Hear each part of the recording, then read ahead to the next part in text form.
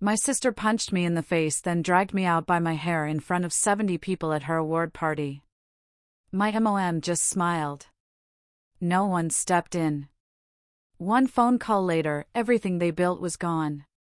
Can you imagine standing in a bathroom, lips split, blood on your teeth, and your scalp throbbing where clumps of hair had just been yanked out? My white satin dress, stupidly, tragically optimistic, was torn and stained. And outside those doors? 70 people were still sipping champagne, toasting my sister, America's sweetheart entrepreneur, Fallon Blake.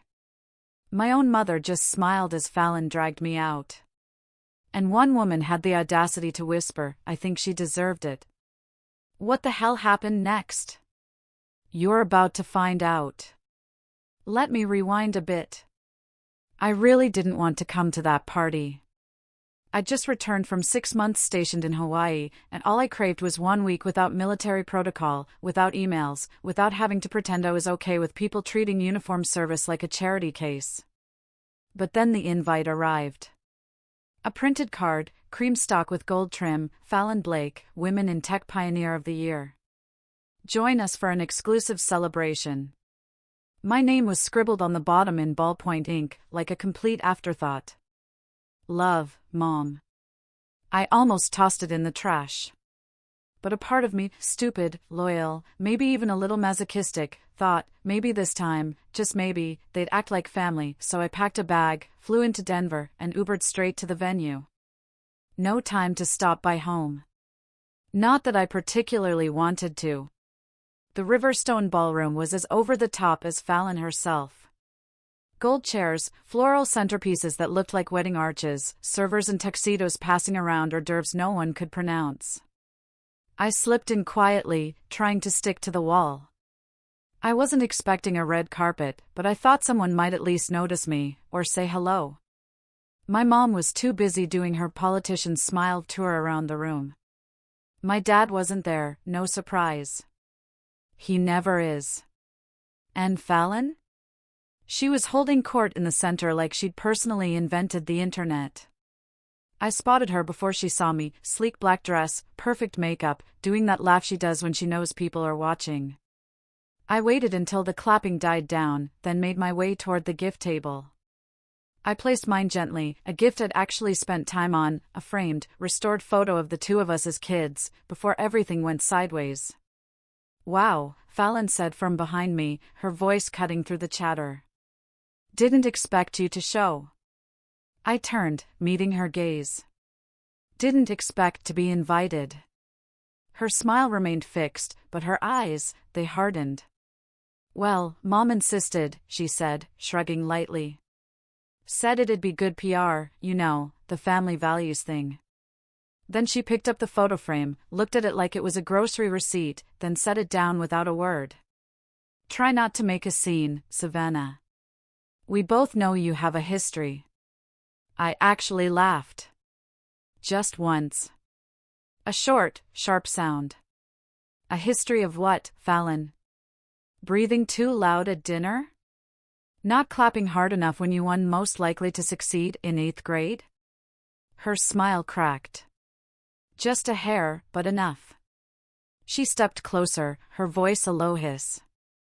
"You always had this jealous little streak. It's pathetic." "Really? You act like joining the military makes you better than us." "I didn't join to be better than you," I shot back, my own voice surprisingly steady. "I joined to get away from you." And just like that, she snapped. 1 second, she was standing there, all composed. The next, her hand shot forward and cracked across my face with a force that made the entire room fall silent. Before I could even process the sting, she grabbed my hair, yanked, and started dragging me toward the double doors. I tripped, caught myself, tripped again. Her heels clicked against the marble floor like gunshots. No one said a damn word. I heard gasps, a few uncomfortable laughs. Maybe one person mumbled, "Fallon, stop," but it was the kind of thing people say just loud enough so they don't feel guilty later. As we passed the cake table, my mom actually stepped aside to let us through. "She started it," Fallon muttered under her breath, like a petulant 12-year-old. My mom didn't ask what happened. She just smiled and sipped her wine. Fallon flung me out into the hallway, let go of my hair, and smoothed her dress like she hadn't just gone full WWE on her sister. "I told you not to make a scene," she hissed, before turning and walking back into the ballroom, leaving me crumpled on the floor. I sat there for a second, stunned, humiliated, then stood up, still shaky, and pushed open the door to the women's room. And that's where I was now. Cold tile, harsh overhead light, lip bleeding, heart not broken, just done. I rinsed my mouth with water, wiped the blood with a paper towel, and stared at the woman in the mirror. Still in uniform, in a way. Still trained. Still standing. I pulled out my phone, hands shaking, thought about deleting the contact, then didn't. I tapped the name Miles. And just like that, it rang. My boots echoed against the sidewalk as I walked away from the Riverstone, blood still wet on my lip, hair stuck to the side of my face where sweat and tears had mixed. My jaw pulsed, my cheekbone throbbed, and all I could hear was Fallon's voice. Sweet, smug, and venomous, playing on a loop in my head. That party, that stupid party, wasn't just another Blake family disaster. It was a declaration. They wanted me gone, erased, disposable. I didn't even make it all the way to my car. I ducked behind a hedge near the valet stand and threw up, shaking so badly I nearly dropped my phone when I finally pulled it out. For a second, I just stood there, staring at the screen. Who the hell was I even supposed to call? Not my mom. She laughed when Fallon dragged me. Not my commanding officer. I'd get pulled from my current rotation if this got messy, and I couldn't risk that. I was 2 months out from reassignment, damn near shortlisted for a promotion that actually mattered. I couldn't let them take this from me, too. Not after everything. But I wasn't going to pretend this didn't happen either. Not this time. My thumb hovered over one contact for a while. Miles Truitt. First Lieutenant, Legal Support. Camp Pendleton. We'd done joint training together overseas and kept in touch ever since. The guy had a spine made of concrete and a moral compass that somehow still worked. More than that, I knew I could trust him. I hit call. He picked up on the second ring, his voice calm and clipped like always. Savannah. I couldn't answer at first. My throat tightened, and I had to breathe through my nose so I wouldn't cry like some wounded kid. I wasn't going to cry. Not now. Not over them. I need help, I finally managed to say. Miles didn't ask stupid questions. He didn't ask if I was okay. He just said, "Where are you?" I rattled off the name of the diner across the street. He paused, then said, "I'll be there in 20. While I waited, I slid into the last booth inside, back to the wall, hoodie pulled up over my tangled hair. The waitress tried to ask if I wanted coffee, but I just shook my head and looked out the window. Every time I blinked, I saw the chandelier above that stage, glittering like it was mocking me. The applause when Fallon got her award, the dead silence when she punched me. The worst part wasn't the hit. It was the approval. It was the way everyone paused, looked, and decided it wasn't their problem. When Miles walked in, he didn't make a scene. Just spotted me, nodded once, and slid into the booth across from me.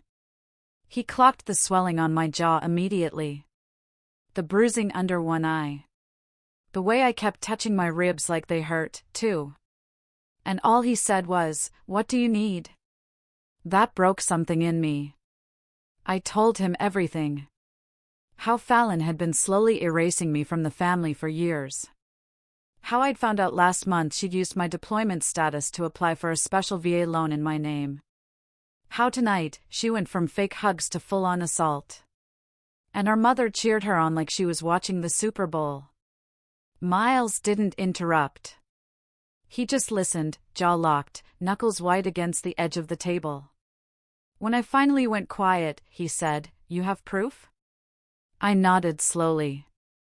"I've got a folder back in my apartment. Paperwork." Some emails she forwarded by mistake. She even listed me as a co-founder on her tech startup application, even though I've never touched a damn thing in that company. Miles leaned in. Okay, first, we get that stuff documented. Second, you talk to someone who knows how to chase money. Someone who can track exactly what she did with your name and where your info ended up. I don't want this to go away, I said, my voice low and fierce. I don't want a quiet settlement or a public apology. I want her out of my life. I want the whole damn thing exposed. Good, he said, not missing a beat. Because I know exactly who we're calling next. He tapped his phone, typed something, then looked back at me. Dante Sutter. Former IRS investigator turned financial bloodhound. Guy tracks fraud the way Marines track targets. I worked with him on a JAG case 2 years ago. If she's been laundering anything under your name or screwing around with military financial benefits, he'll find it. End quote. I pressed the ice pack he brought me against my cheek, breathing deep through my nose. You sure about this? He asked quietly. Are you? I shot back. He gave me that half smile I remembered from training in Okinawa. Oh, I'm more than sure. Fallon just started a war with a Marine, and I don't think she read the fine print. Outside, the night had gone still and cold. Miles walked me to his truck and opened the door without a word. I slid in slowly, wincing as the bruises stretched under my skin. This wasn't just going to be about what happened tonight. This was about everything they thought they got away with. The truck smelled like pine air freshener and black coffee. I leaned my head back against the seat and closed my eyes while Miles drove, the hum of the engine settling under my skin like a sedative. Every bump in the road felt sharper than it should. My ribs ached, my scalp still burned, and the adrenaline was wearing off, leaving only a mix of rage and exhaustion sitting heavy in my gut. Miles didn't talk much. He never did when things were serious. It's why I trusted him. He turned off the highway into a quiet residential area near Aurora, the kind of neighborhood where houses were identical, mailboxes were spotless, and everyone had matching garbage bins. I didn't expect Dante Sutter, the guy Miles said could trace financial fraud with the precision of a drone strike, to live in a place that looked like a retired dentist's dream. But here we were. Miles parked in front of a beige 2-story house with a red door and zero personality. The porch light flicked on as we stepped out. He's a little weird, Miles said under his breath. A good weird. The door opened before we even knocked. Dante stood there barefoot, holding a coffee mug with a broken handle and wearing a t-shirt that read Death by Audit. He had the look of someone who hadn't slept in days but had memorized the tax code front to back for fun. You must be Savannah, he said, his eyes sharp as hell. Come in.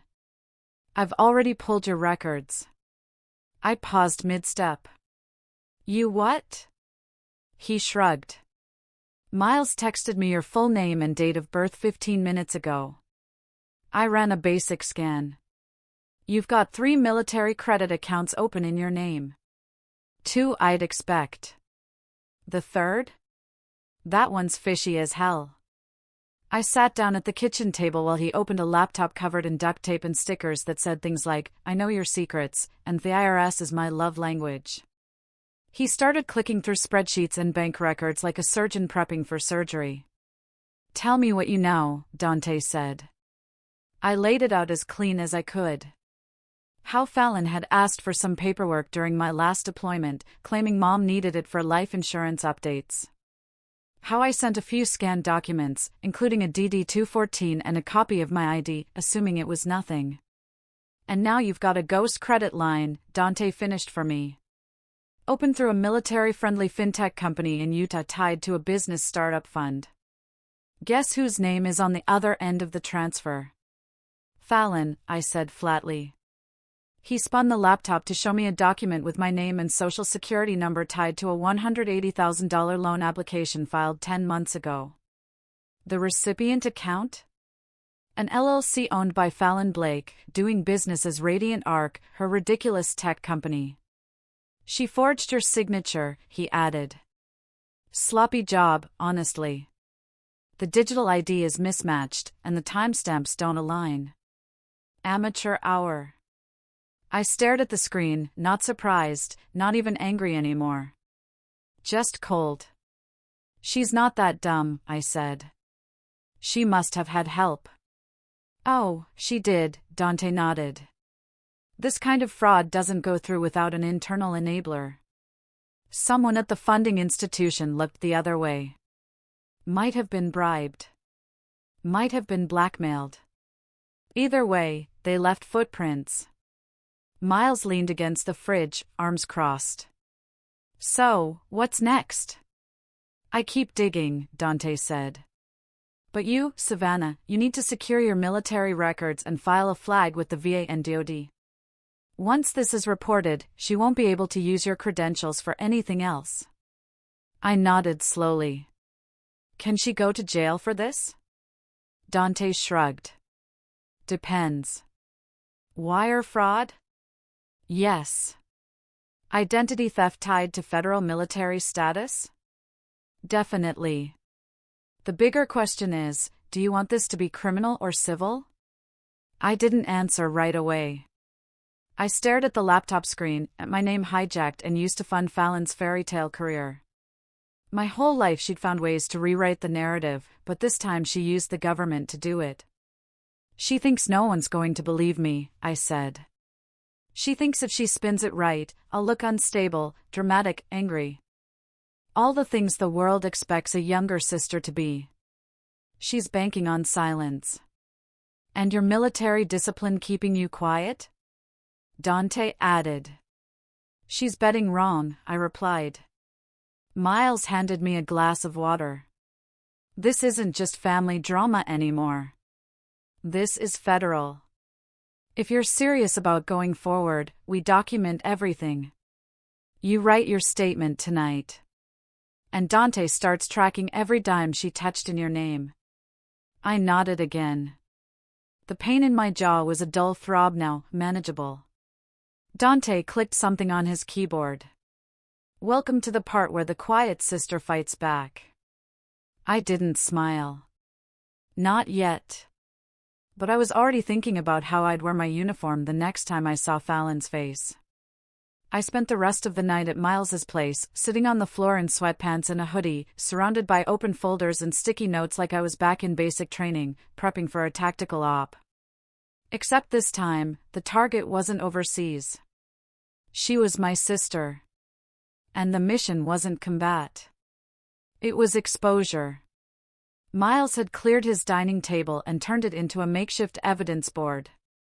He was sorting printed emails while I tried to piece together every interaction I'd had with Fallon over the last 2 years.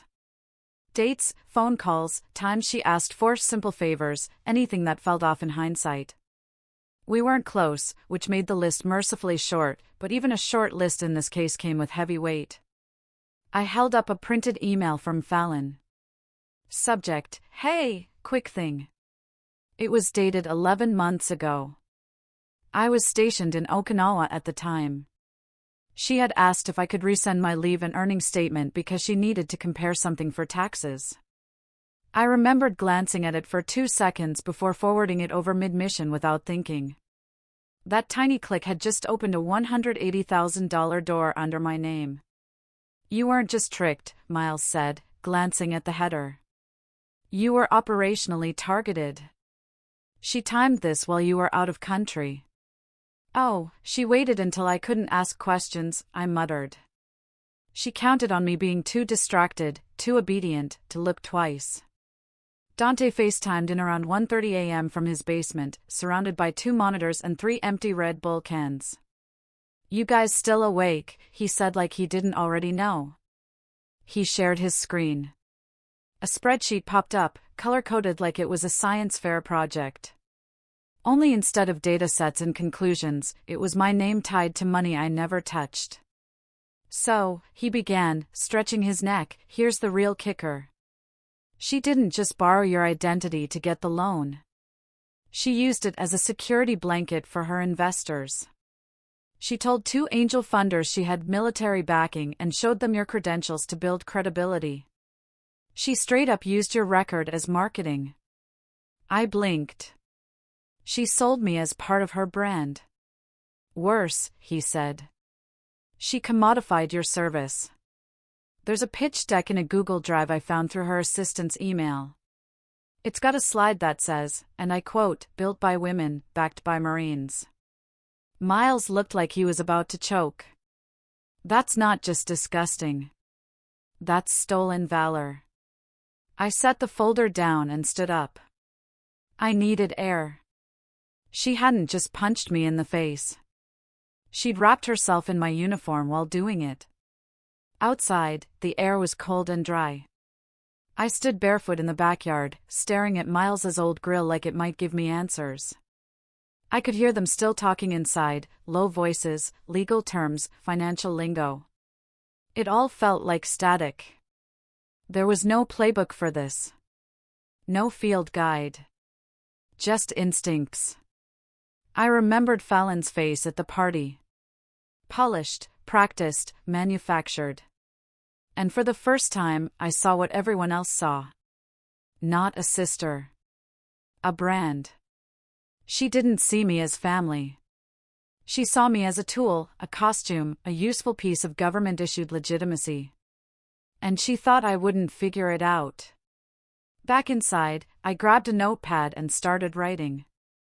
I listed every piece of documentation we had so far: the forged loan, the false veteran-backed claim, the stolen financial identity, the public assault, the family's silent complicity. I wasn't just a victim of her fraud. I was being erased by her narrative. One version of this story had already been told, her version. Clean, inspiring, successful. But there was another version. Mine. Dante emailed over a digital folder titled OPF Fallon Stage 1. Inside were 6 documents I needed to submit to begin the civilian and military investigation processes: whistleblower affidavit, identity protection claims, evidence chain forms, all of it pre-filled and templated. All I had to do was sign and forward. Miles handed me a pen without saying anything. I signed every form like I was marking a target.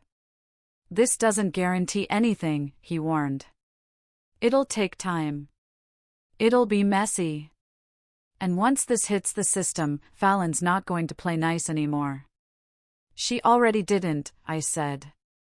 "This just makes it official." He nodded, then tossed me a USB. "That's your backup drive. Dante's encrypted it with everything we've got so far. Don't lose it." "Got it?" "Got it," I said. Miles turned off the kitchen light and started cleaning up the paperwork.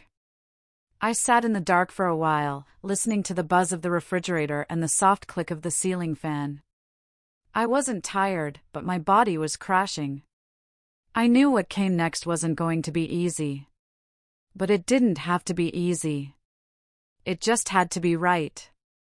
By morning, I had 4 unread emails from Dante, a sore jaw, and exactly 0 hours of sleep. Miles was already up in uniform, coffee in hand, like he hadn't spent the last 10 hours knee-deep in identity theft and family betrayal. He handed me a mug and nodded toward the laptop on the counter. "She's up early," he said. I opened the link he sent. Fallon had posted a selfie from her car, full glam, fake casual, with a caption that read, "Grateful for strong women who never let drama slow them down. Eyes on the mission." It had 2,000 likes and a comment from my mom: "Proud of you, baby girl. Keep shining." I didn't even feel anger at that point. Just cold calculation. "She's trying to get ahead of it," Miles said. "She's trying to paint me as the storm," I replied. "So when it hits, she can act like she's surviving me." Dante called at 8:22 a.m. sharp. "I've got something you're going to want to see." He shared his screen again. This time it was a bank ledger. He highlighted 4 transactions over the course of 3 months, each labeled Operations Consulting, paid out to a shell company in Delaware owned by Fallon but linked directly to the startup account that was tied to my military-backed loan. "She's laundering the money," Dante said. She's moving it through fake vendors, then cashing it out personally.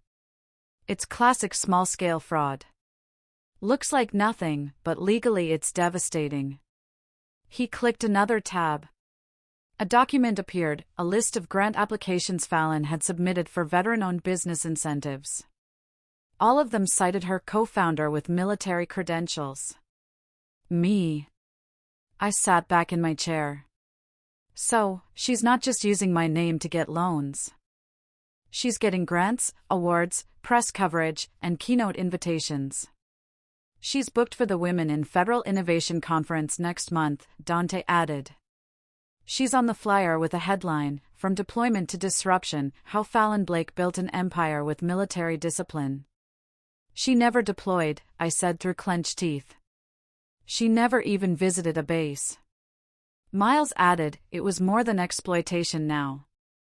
It was impersonation, and it was public.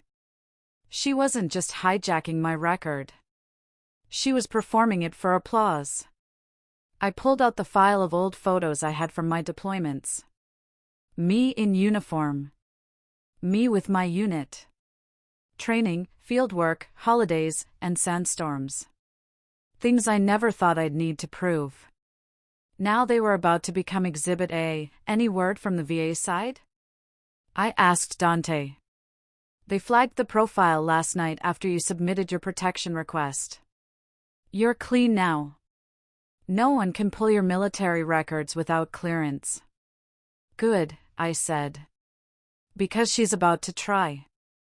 Miles opened his laptop. We need a timeline. If she's filed anything under Savannah's name that we can backtrack, we create a master record. Prove the fraud pattern. So, we started building it. We printed every digital document, laid them out in order, the email where Fallon asked for my LES, the loan application she filed, the bank transfers to her shell company, the press release quoting her military upbringing, the keynote invite, her LinkedIn post claiming she transitioned from logistics to leadership during service. Every piece of it stacked up into a picture so clear it was almost boring. She didn't even try to cover her tracks because why would she? She didn't think anyone would come looking. By noon, Dante had traced the shell company back to Fallon's personal bank account.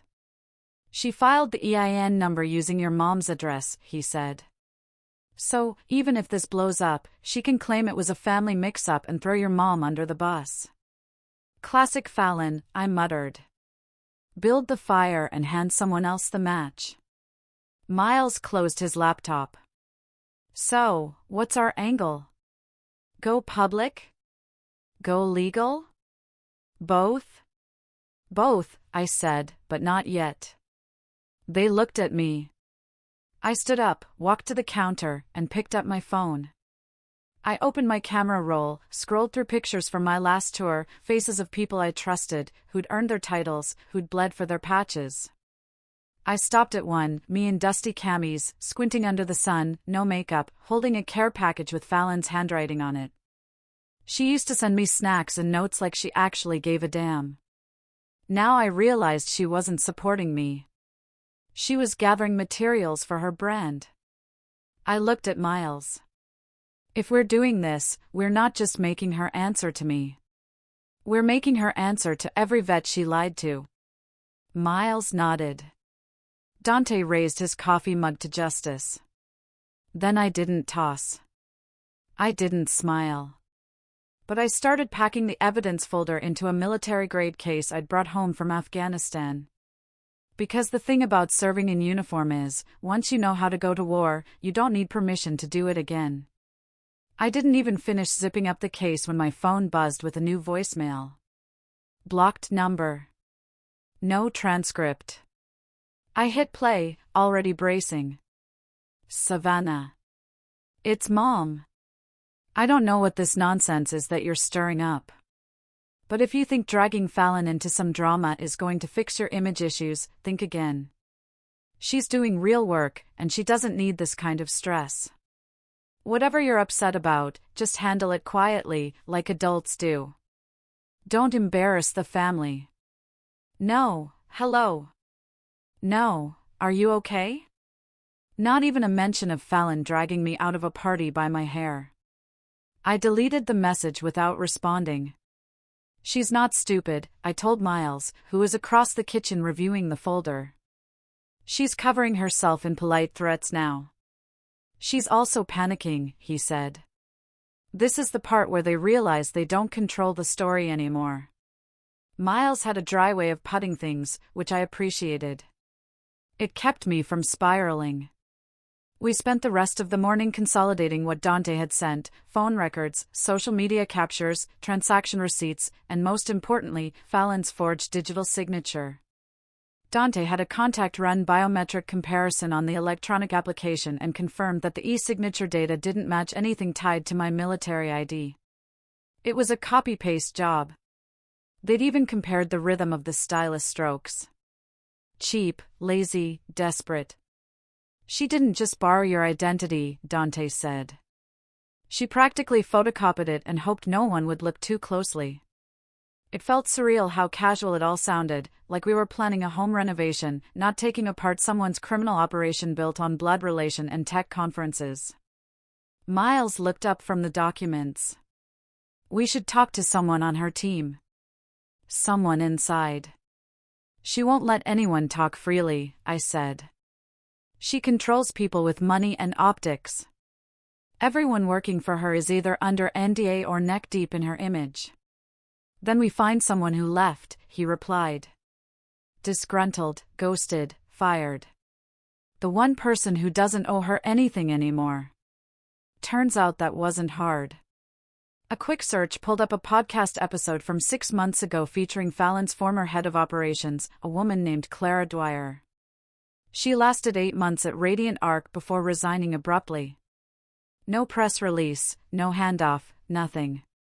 She vanished from Fallon's public narrative like she never existed. But her LinkedIn bio said otherwise. Operational lead at Radiant Arkansas exited for ethical reasons. We messaged her anonymously through a burner account. She replied in 20 minutes, meet me in person. I don't talk online about that woman. That woman. I liked her already. We met Clara at a neutral cafe, halfway between Boulder and Denver.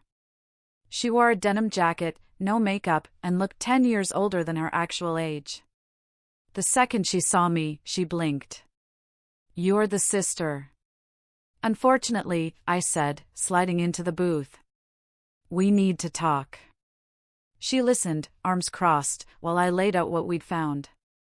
How Fallon had used my military identity, faked loan applications, staged grant materials, and sold herself as a veteran-aligned startup founder. She used her face in 2 different pitch decks, Clara said. Did you know that? No, I replied. She called you her combat inspiration in one. Said she started the company while writing letters to you overseas. I laughed. I couldn't help it. She barely returned my texts. Clara pulled a flash drive from her bag and placed it on the table. This has every internal email thread I saved before I left. Contracts, edits to press kits, even an early draft of her conference speech where she claimed your dad was a Navy SEAL. He sold insurance, I muttered. She told investors the startup was built on discipline, sacrifice, and battlefield insights. She built it on lies and stolen valor, Miles said. But now we have someone who saw it from the inside. Clara sipped her coffee and leaned forward. You want to take her down? I didn't flinch. I want her off my name. Then you're going to need more than digital receipts and bruises. You need a witness on paper. You need someone to say, I was there, and this is what she did. I knew. Clara paused, thinking. I'll sign it, she said. But if this gets loud, I'm not running PR. I lost too much time cleaning up her messes already. You won't have to, I said. This isn't her show anymore. Back at Miles's place, I scanned Clara's flash drive while Dante monitored traffic to Fallon's startup site. Interest was down. Engagement was slowing. The sharks were circling, but quietly. She's not going to crash overnight, Dante warned. People like her know how to pivot. She's not pivoting, I said. She's spiraling. Big difference. I opened one of the pitch decks Clara had given us. On slide 7, there was a photo of Fallon and me at my basic training graduation. She'd photoshopped herself in uniform next to me, smiling. She used my moment, my work, my sweat, and dressed herself in it like a costume. I saved the image. Game on, I said. The first thing I did after reviewing Clara's files was book a domain name, valorvetheft.com. It cost me $9 and gave me a place to post the truth where no PR agency could spin it into a branding moment. The site was basic, black text, white background, zero design. But that was the point. I uploaded the key documents, Fallon's fake loan application with my military ID, the forged veteran grant pitch, the email threads Clara had saved, and a side-by-side comparison of my real deployment history against Fallon's fabricated version. I added one sentence at the top: "This is what it looks like when a civilian sister steals from a servicewoman and calls it empowerment." It went live at 1:17 p.m. By 1:35, it had 3,000 hits. By midnight, it was trending on a Reddit thread titled, "Tech Founder Fakes Military Ties for Clout." And then Fallon responded. Not directly, of course. She posted a story on Instagram, a black screen with white text, "Jealousy is loud, truth is quiet," with the song Survivor playing underneath it, subtle as a car crash. Dante called immediately. She's going into damage control. Miles sat down across from me, arms folded. You still sure you want to go loud? I wasn't quiet when I took an oath, I said. I'm not starting now. The next morning, Fallon's attorney sent me a cease and desist. It accused me of harassment, defamation, and unauthorized use of proprietary brand content.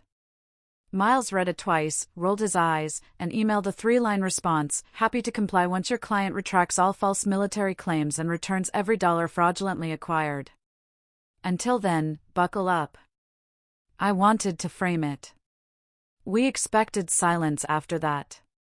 Instead, Fallon dropped her version of the story, an 8-minute YouTube video titled "My Truth."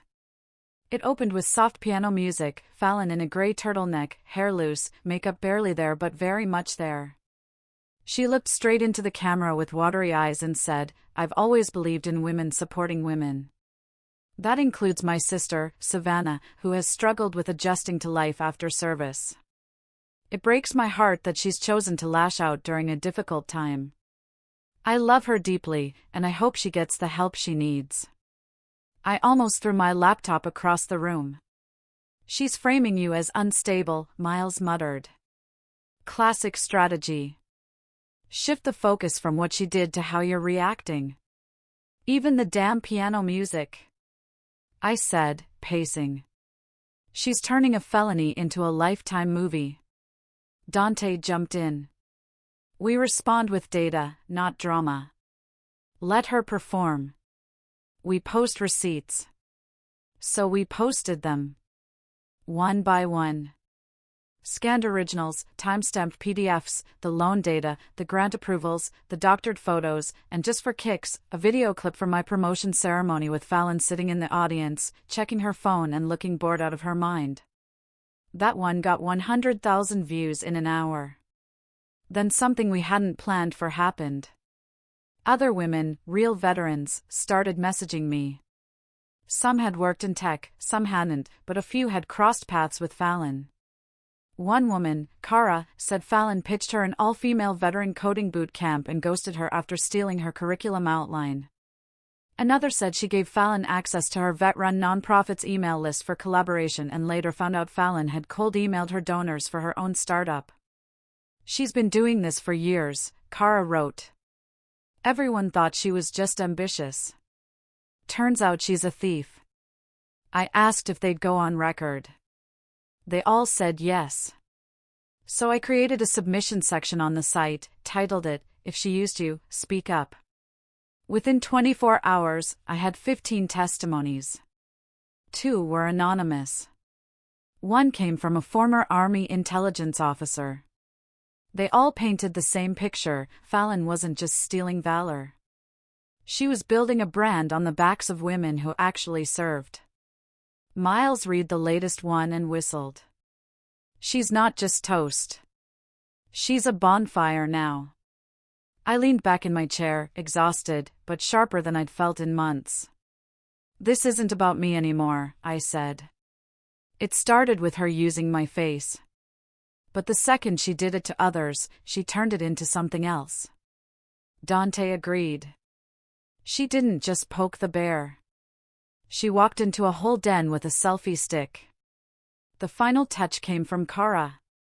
She sent a folder titled Fallon's Real Resume, which revealed Fallon had padded her background with made-up consulting work for the DoD and a fabricated internship at a veterans advocacy firm that never existed. Miles stared at the screen and said, "Your sister didn't fake one thing. She faked an entire identity." I didn't say anything. I just uploaded it to the site. I booked a hotel room under an alias in downtown Colorado Springs. Nothing fancy, just clean, quiet, and nowhere near Fallon's orbit. I needed space to operate without worrying about being followed, photographed, or worse, ambushed by more concerned family voicemails. I sat on the bed with my laptop, watching the analytics for valor-theft.com tick upward like a second heartbeat. People weren't just reading, they were downloading, sharing, asking questions. Screenshots were popping up on Twitter. Reddit was alive with timelines and amateur sleuths. One guy even color-coded Fallon's pitch decks and annotated them like a criminal case file. That's when Elise Navarro emailed me. Subject line, "We need to talk." Off the record. At first, I didn't know her personally, but I'd read her work. Former war correspondent turned independent investigative journalist. She didn't do fluff. She didn't do favors. Her last piece exposed a senator's ties to a shady veteran nonprofit and led to an FBI audit. If she was sniffing around this, it meant one thing: Fallon had crossed a line too big for PR spin to contain. I replied with 3 words, "Let's talk now." 10 minutes later, we were on a secure video call. Elise wore a hoodie. Earbuds in, speaking from what looked like a converted garage. Her voice was calm, direct. "I followed Fallon Blake for a while," she said. Her eyes didn't smell right. Too many polished surfaces, too few fingerprints. "Your site blew it wide open." I nodded. "She's been using my military service for credibility. And now we know I'm not the only one." "I want to write this," she said. "A long-form piece. Documented, verified, fully sourced. Not just a scandal, Savannah. A story about what happens when a woman builds power on borrowed trauma." I leaned back. "What do you need?" "Access to your files, interviews with anyone who'll go on record, and your voice, unfiltered." She wasn't asking for pity. She was building a case. "I don't want a revenge piece," I said. "I want a reckoning." Elise smiled slightly. "That's exactly what I write." I shared everything: the forged documents, the stolen identity, the veterans Fallon ghosted, the internal emails Clara had saved. I gave her full permission to use my name, my face, my record. If she wanted to wear my service like armor, I said, she's going to feel the weight of it. And wait, I did. The article dropped 3 days later, the sister she erased, inside Fallon Blake's stolen valor empire. It was brutal, meticulous, and impossible to ignore. Elise didn't just tell my story, she told ours. She wove in other veterans' experiences, emails, grant records, screenshots of Fallon's doctored resume, and expert commentary from a JAG attorney who straight up said, "This is a prosecutable offense." Full stop. The piece went viral within hours. Fallon's publicist released a half-hearted, "We are reviewing the allegations" statement, but it was too late. The tech conference dropped her keynote. One of her angel investors issued a refund demand. A LinkedIn post from a former intern went viral. I asked why she had military dog tags in her office. She said, marketing. I quit the next day. Fallon, for the first time in her curated life, shut up. No more piano music. No more gray sweaters. No more my truth speeches. She was bleeding digital credibility by the minute. Dante, meanwhile, forwarded me a new file. It showed a massive withdrawal from Fallon's business account, close to $60,000 wired offshore to an account in the Cayman Islands. She's moving money, he said. She thinks this is going to court. Miles read it. Which means she's guilty and arrogant. That's the worst combination. What happens now? I asked. Miles didn't sugarcoat it. She's going to try and play the victim harder than ever. Expect an op-ed, maybe a podcast interview, probably throw you under the bus again. She has no shame. Remember? I'm not scared of shame, I said. I'm just tired of carrying hers. That night, I got a text from an unknown number. A photo. Fallon standing outside a courthouse with my mom. Caption, family first. Even when they try to destroy you. I didn't reply. Instead, I sent the image to Elise. She added it as an update to the article with one sentence. No comment was offered by Fallon Blake or her mother. By morning, the photo had become a meme. That's the thing about control. When you build your life by staging every moment, the truth doesn't just crack it open. It shatters the whole stage. Fallon wasn't being attacked. She was finally being seen. And I was finally being heard, on my own terms. I could hear the fire alarms going off in Fallon's camp from a mile away, and I wasn't even watching the news. It was all happening online, in real time, through comment threads, blog reposts, and screen-recorded TikToks of her now infamous My Truth video being torn apart line by military spouses and actual veterans. What started as a controlled narrative had unraveled into a full-on exposure campaign. And then Elise called.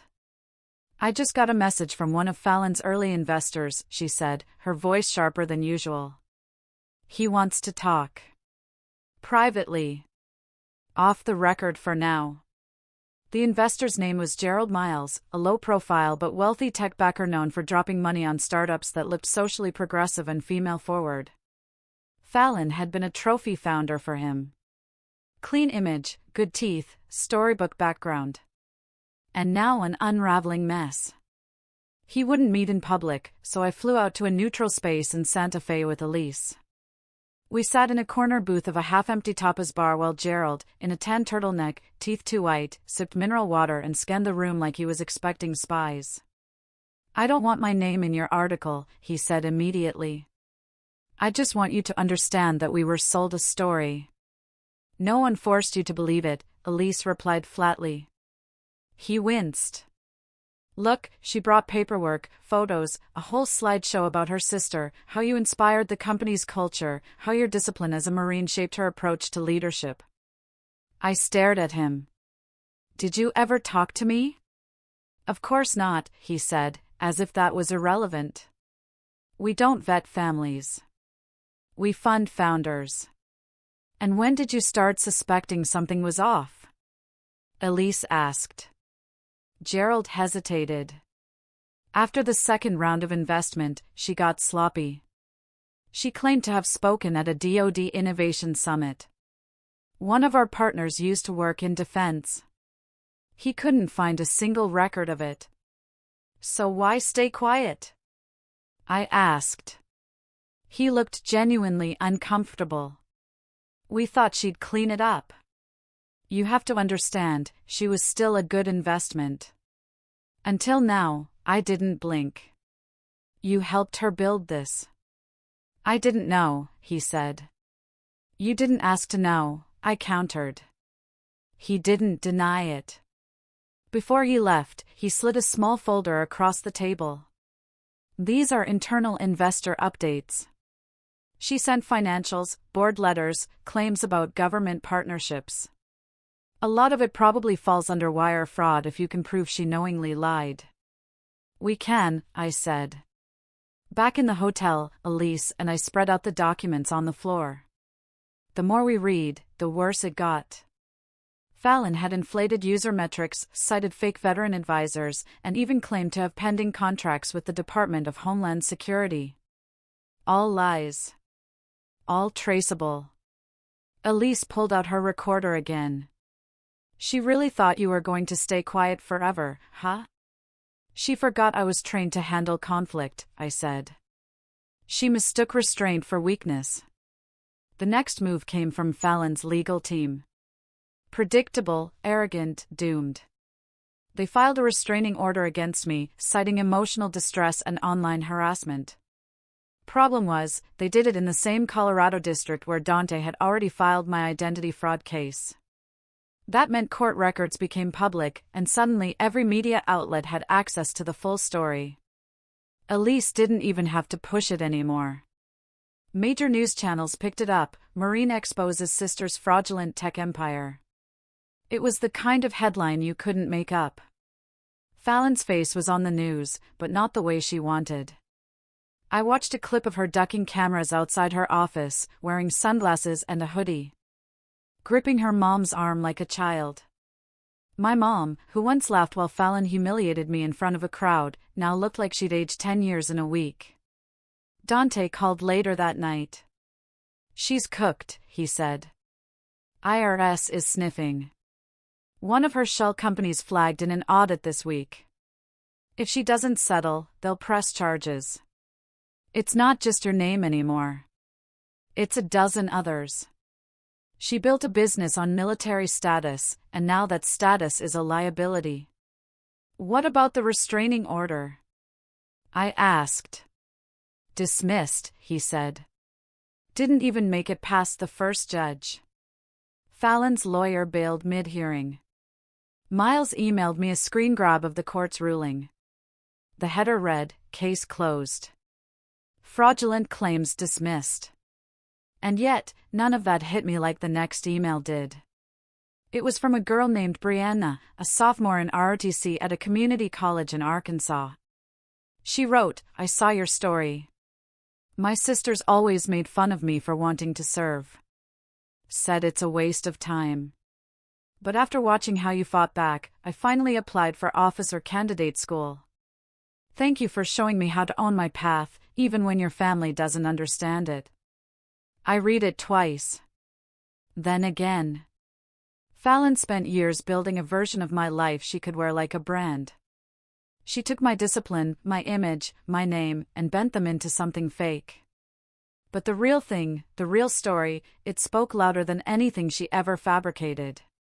And it couldn't be buried anymore. The morning Fallon walked into the mediation room, she looked like she still thought she was the main character.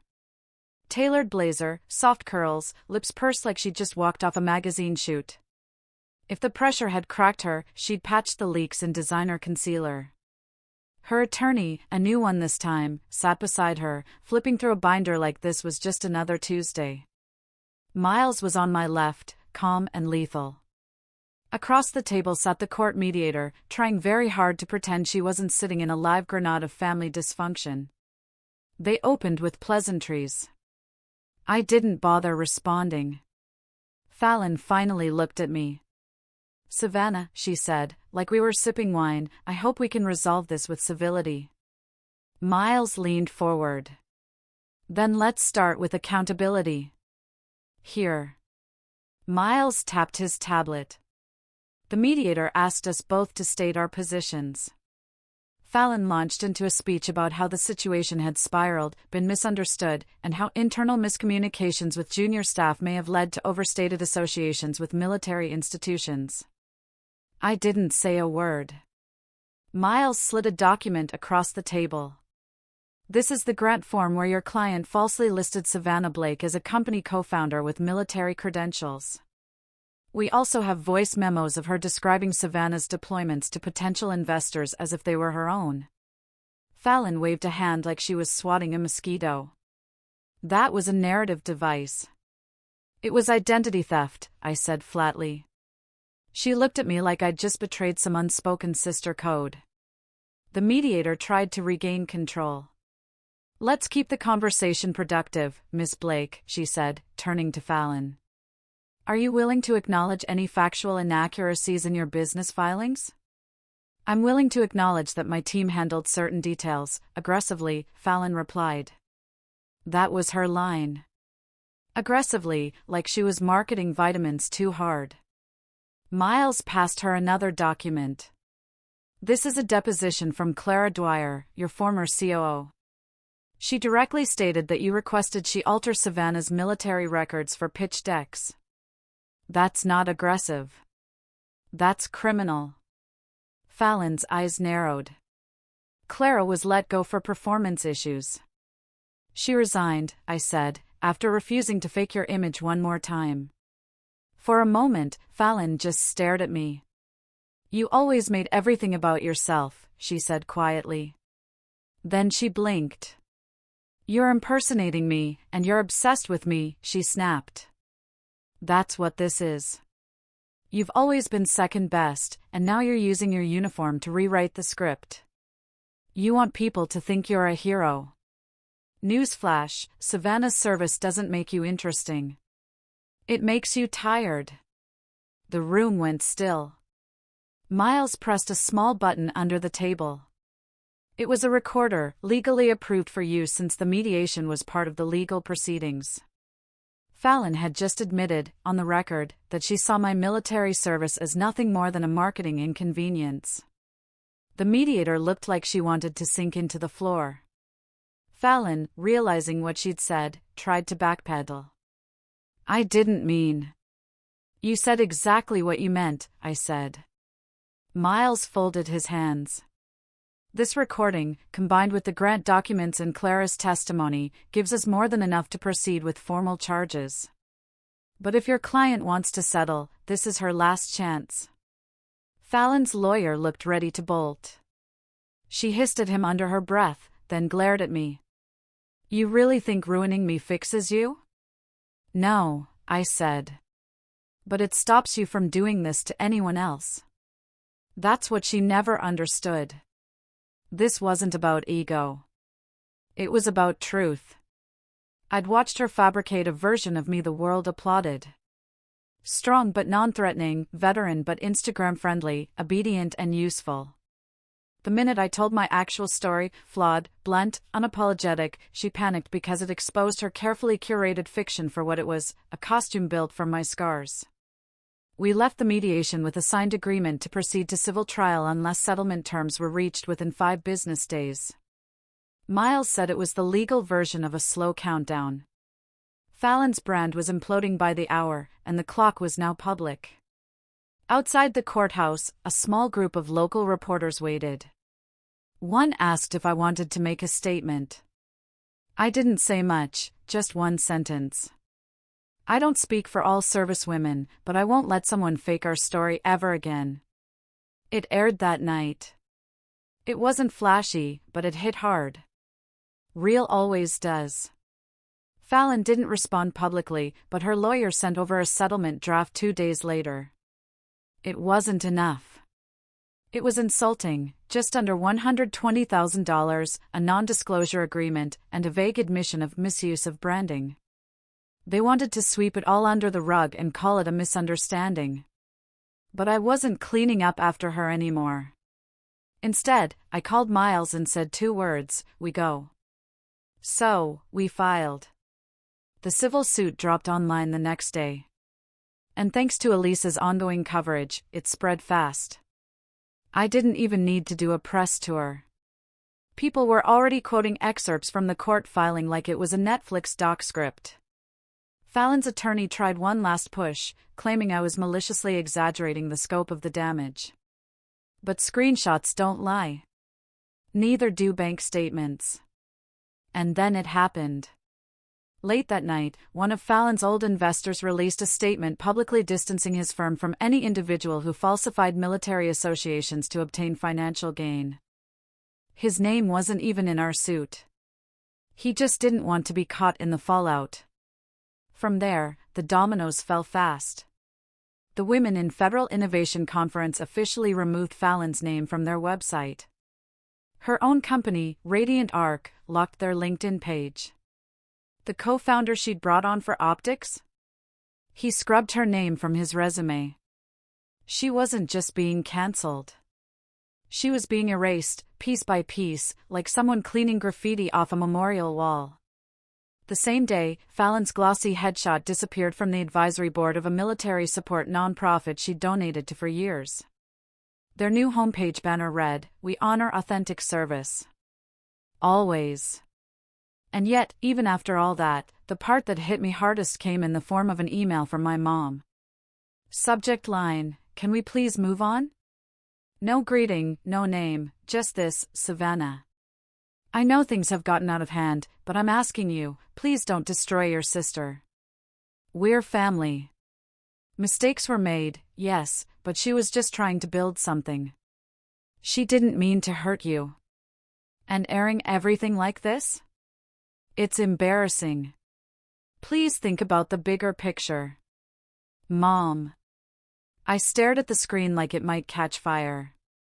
Not a single mention of what Fallon did. No apology, no ownership. Just another desperate plea to keep everything pretty on the outside. I didn't reply.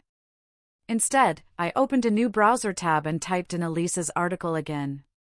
Read every paragraph, scrolled through the comments. That's where I saw it. Someone had posted a clip Fallon had filmed years ago, back when she first started speaking on panels. It was a Q&A session.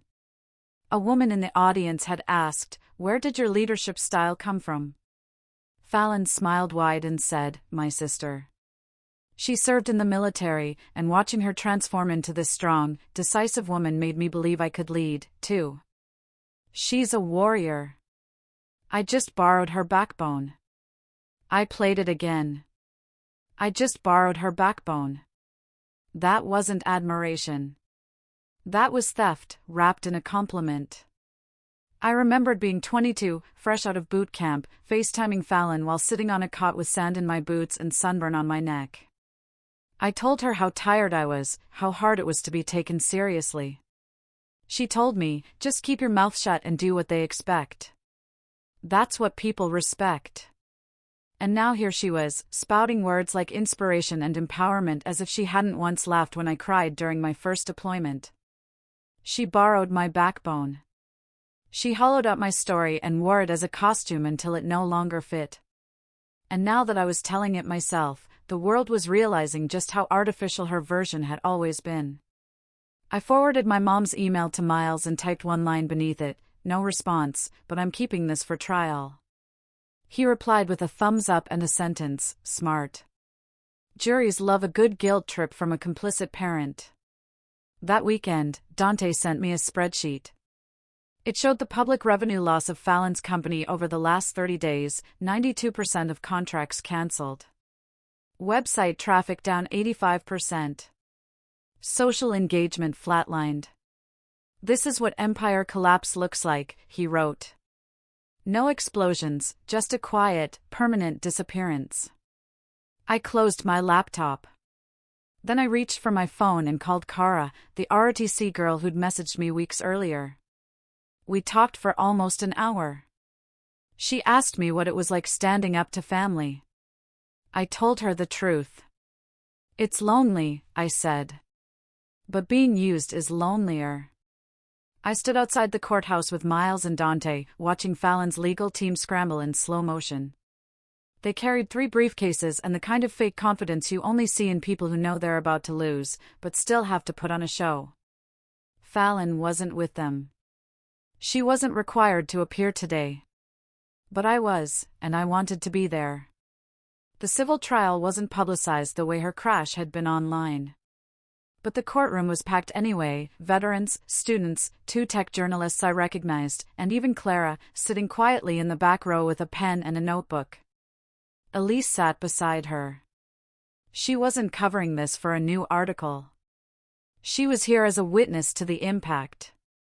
The judge was a middle-aged woman with a military pin on her robe. The irony wasn't lost on me. She didn't smile, didn't nod, just read out the docket like she was reading a grocery list, then said flatly, "Let's get to it." Our side began with Miles presenting the forged documents, screenshots, financial discrepancies, and Fallon's direct statements from mediation. The judge listened with the kind of face you'd expect from someone who'd seen 3 decades of excuses. She asked pointed questions. She took notes. When Clara took the stand, she didn't cry. She didn't posture. She laid out everything Fallon had asked of her. Every moment she'd been ordered to manipulate my service record. Every time Fallon used my military rank to pitch a story of sacrifice for investors. Every internal memo that made her stomach turn. She wasn't inspired by her sister, Clara said. She was profiting off her. Fallon's lawyer tried to poke holes, suggested Clara was a disgruntled ex-employee. Clara didn't flinch. I left because I have a conscience, she said. She stayed because she doesn't. Next came Kara, the ROTC student. Her statement wasn't legally necessary, but we'd petitioned to include it as a character reference. She told the court how Fallon's story made her feel like a fraud for not being public-facing enough. How it fed the idea that women in uniform had to be polished, photogenic, and startup-adjacent to be taken seriously. Savannah reminded me that the uniform speaks for itself, Kara said. And no one gets to put it on metaphorically while someone else earns it the hard way. Fallon's attorney objected. The judge overruled. Then came me. I didn't read from a script. I stood up, took a breath, and told the truth. I told them about the night at the award party. The punch, the hair, the silence that followed. I told them about Fallon using my name for federal benefits, about the debt notices I hadn't even seen until Miles pulled them from my credit report. I described what it felt like to watch my life become a costume someone else wore better. I didn't come here for revenge, I said. I came here for accountability. Fallon Blake used my identity as a prop. She sold my service like it was merchandise. And when I finally said no, she called me unstable. I could feel the room tighten. I'm not unstable, I said. I'm just not quiet anymore.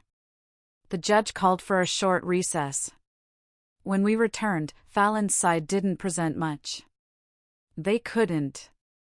They had no paper trail to dispute the facts, and Fallon had already buried herself on record. Her attorney mumbled something about miscommunication and overstated narratives. The judge didn't even blink. Before closing arguments, the judge looked directly at me. You wear your uniform with more integrity than some wear their entire lives, she said. Thank you for reminding this courtroom, and your country, what service actually means. Then came the ruling. Fallon Blake was found liable for civil identity theft, defamation, and misappropriation of military likeness for financial gain. Damages awarded, $280,000. Not a fortune, but enough to make every future investor think twice. Fallon didn't show her face after that. Not in the hallway, not in the parking lot, not online. Her company went officially dark 2 weeks later. The website died. The Instagram disappeared. LinkedIn said no results and a polite polis. Dante sent me a link to the archived page with a single subject line, ghosted. I didn't celebrate. I just exhaled. That night, I sat alone at a diner 2 blocks from the courthouse. Coffee in front of me, jacket draped over the booth, dress shoes kicked off under the table. It wasn't peace. Not yet. But it was something close. A woman approached, maybe mid-30s, wearing a navy sweatshirt and a cautious smile. Are you the sister? The Marine? I nodded. She gave a half-shrug. Thank you for speaking up for all of us. She didn't linger. Didn't ask for a photo. Just left a $10 bill beside my coffee and walked away. I didn't even catch her name. Didn't need to. That's what justice looks like sometimes. Quiet. Ordinary. No medals.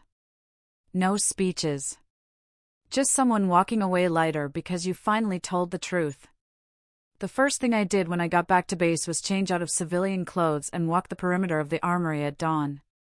No earbuds, no distractions, just the gravel under my boots, the rising sun behind me, and the smell of something real: dirt, sweat, discipline. I wasn't here for ceremony. I was here because this was the one place where nobody needed a backstory to respect you. You earned your name here, daily.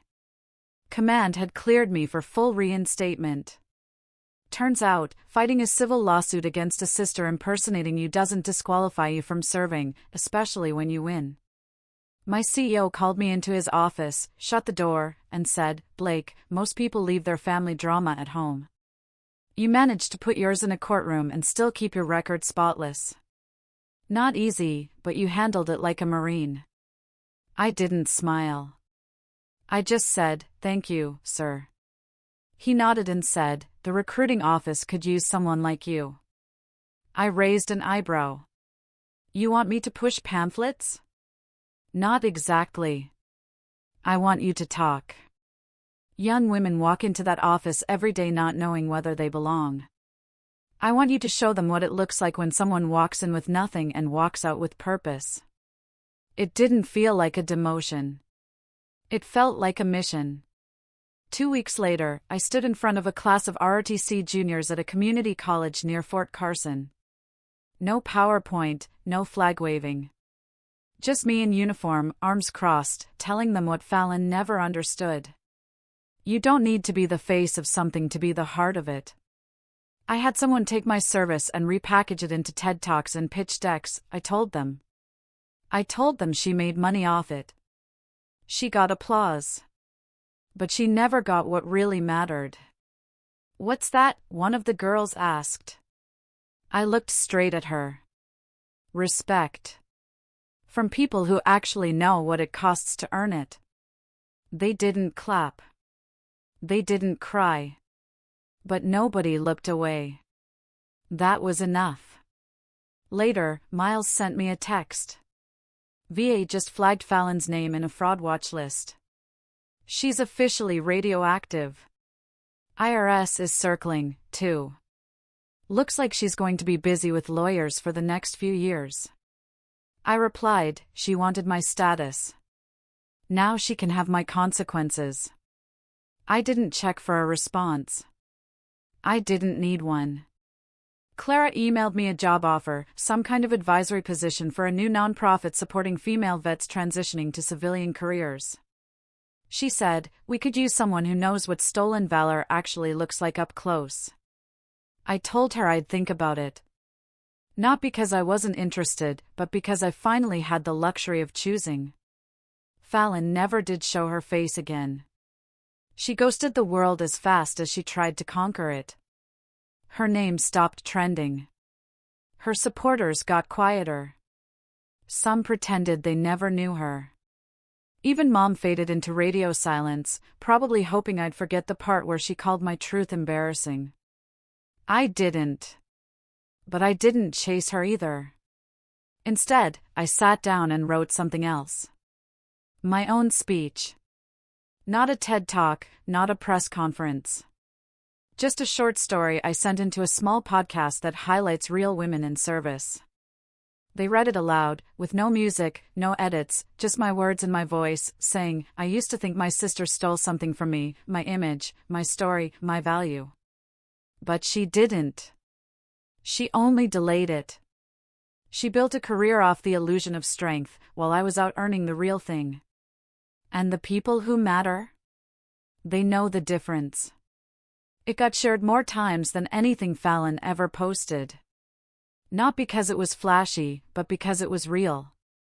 One night, I walked into the mess hall and saw one of the younger recruits scrolling through her phone. She looked up and said, "Sergeant Blake, that podcast? That was you, wasn't it?" I just nodded. She nodded back. It made me call my dad, told him I was done pretending I had to prove anything to anyone. He cried. I didn't know what to say to that. So, I just patted his shoulder and moved on. That's what healing looks like sometimes. Not closure, just clarity. Fallon had built an empire of mirrors. One crack, and it all fell. I walked away with scars, but also with roots. I wasn't just reclaiming my story. I was rewriting what it meant. And this time, it was mine, from start to finish. I never imagined I'd end up working at a recruiting station. When I first walked into one as a teenager, I was angry, broke, and looking for a way to get out of town. Now, over a decade later, I'm the one behind the desk.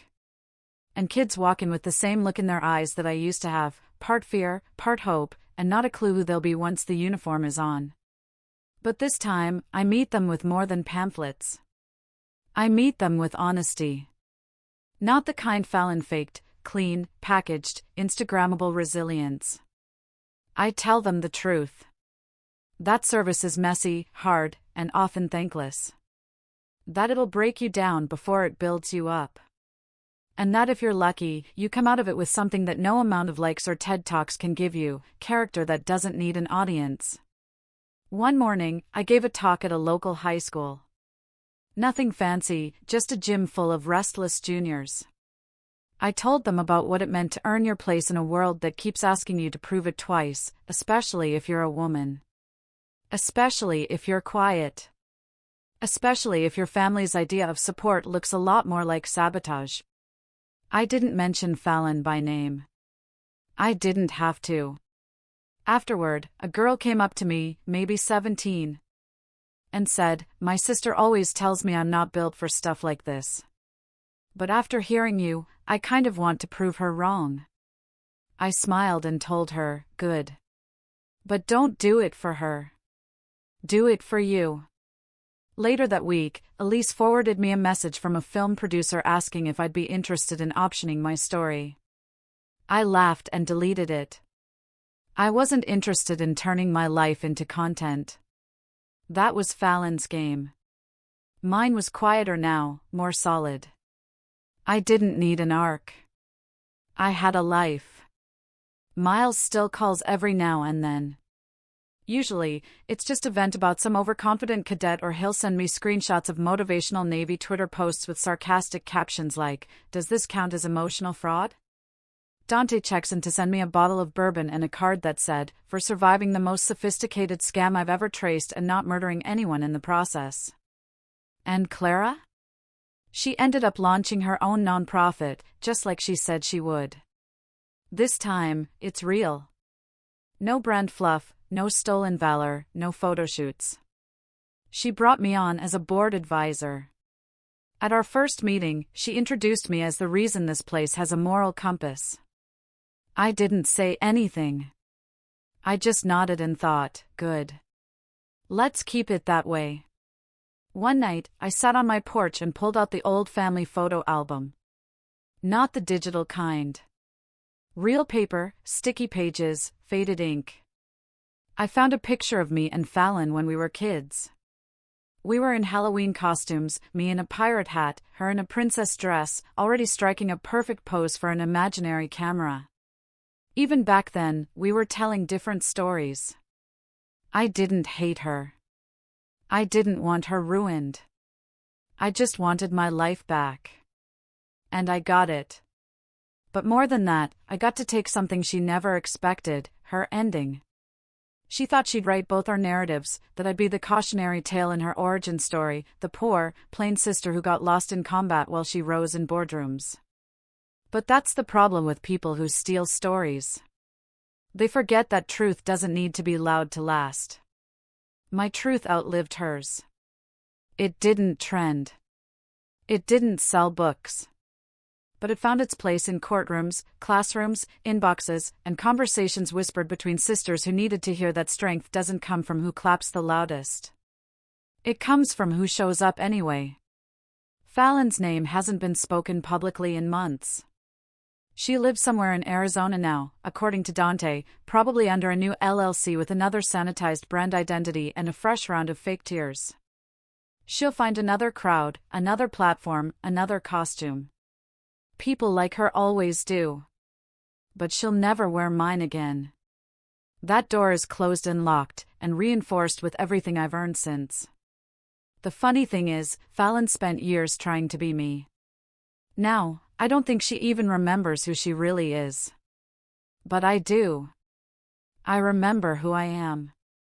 I'm Sergeant Savannah Blake, U.S. Marine, daughter of no one's fantasy, sister to no one's illusion, and I am the author of my own damn story. Sometimes the people who hurt you the most are the ones who taught you how to fight. Not with fists. Not with noise. But with clarity, with discipline, with truth. My sister thought she broke me when she dragged me out by my hair in front of 70 people. What she really did was rip off the mask for both of us. Hers shattered. Mine never existed. And in the silence that followed, I stood up. Not as the victim. Not even as the hero. Just as someone who finally stopped apologizing for surviving a family that only clapped when she stayed small. Have you ever had someone try to write your story for you? Or a moment where you had to reclaim your truth against overwhelming odds? Share your experiences in the comments below. I'm genuinely interested to hear your perspective. If this resonated with you, please like and subscribe for more real stories. Thanks for watching. Take care.